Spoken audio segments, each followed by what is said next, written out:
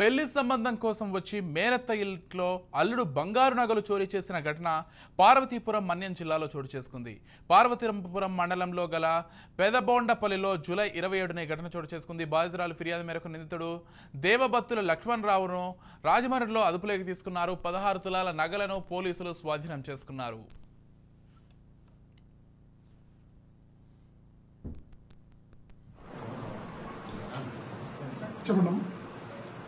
Parvathipuram rural police station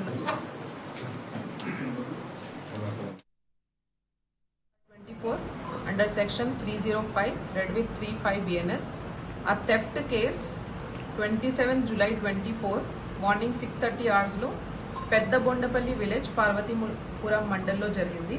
కానీ the complainant కంది Mannamma of Parvathipuram mandal వారు ఆ రిపోర్ట్ 18th September 2024 లో ఇచ్చారు.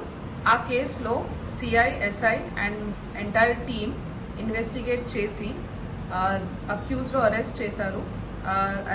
అరెస్టీ is Devabattula Lakshmanarao son of late Ravikumar of Rajahmundry East Godavari district. ఆ కేసులో మనం ప్రాపర్టీ కూడా రికవర్ చేశారు.